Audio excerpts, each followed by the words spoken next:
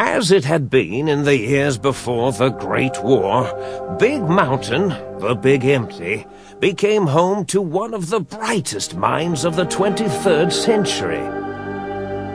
The courier watched over the Big Empty for years to come, caring for it and keeping its discoveries safe until they were needed to help others. Which had always been Big Mountain's purpose. Past the laboratories and science, it had always been intended as a place to build the future of all mankind. Although, truth be told, the courier had barely explored the crater in an attempt to rush through and be done with the whole thing. Perhaps that was for the best, however. Curiosity, while sometimes rewarded for its efforts, often proves to be equally dangerous. The Forbidden Zone continued to be, true to its name, forbidden. No more robo-scorpions were sighted in its canyons. Big Mountain became even emptier, devoid of Dr. Mobius's proclamations forecasting the destruction of anything that dared possess sentience.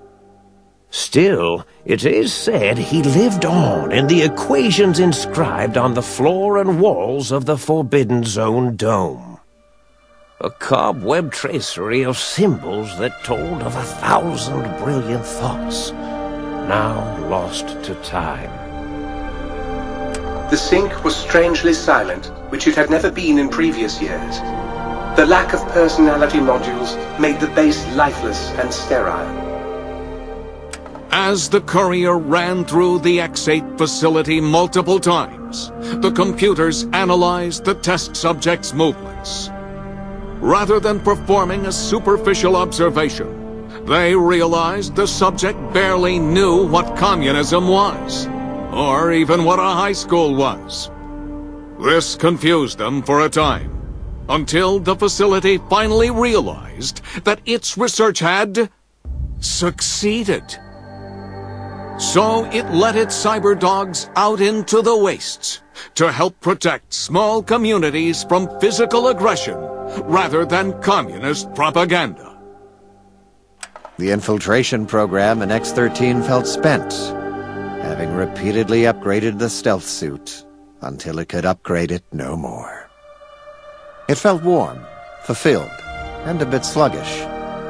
It realized not long after the stealth suit had left it without so much as a note on the nightstand. So the infiltration program sent out robo-brains into the wastes, looking for its wayward technology. It eventually found Repcon HQ and set up a new research center, testing and murdering fiends who kept breaking into the facility.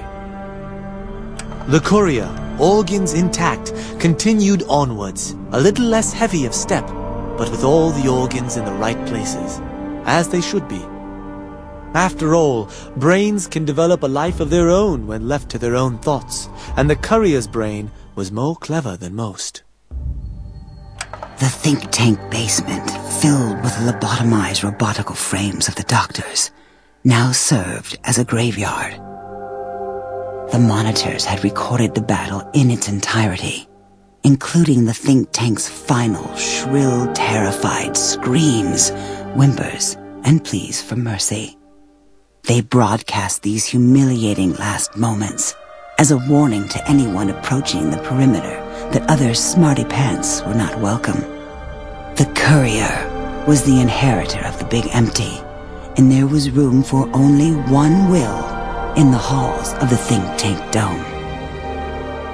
There is an expression in the wasteland, old world blues. It refers to those so obsessed with the past they can't see the present, much less the future, for what it is. They stare into the what was, eyes like pilot lights, guttering and spent, as the realities of their world continue on around them. Science is a long, steady progression into the future. What may seem a sudden event often isn't felt for years, even centuries to come. In the times following the Second Battle of Hoover Dam, however, Old World Blues took on a new meaning. Where once it was viewed as a form of sadness, nostalgia, it became an expression describing the potential for the future. It can be easy to see science as evil, technology unchecked as the source of all ills, all misfortunes. With the courier at the helm, science became a beacon for the future. There was old world blues, and new world hope. And hope ruled the day at Big Mountain. We could say more, but the stories in the Big Empty speak for themselves. Now armed with the transportal ponder, the courier could return to the dome at any time and crack open the secrets of the Big Empty one by one. The sink sat vigilant, waiting for its master to return, shoes covered in Mojave dust. Only one road yet remained, and it was one the courier had to walk alone.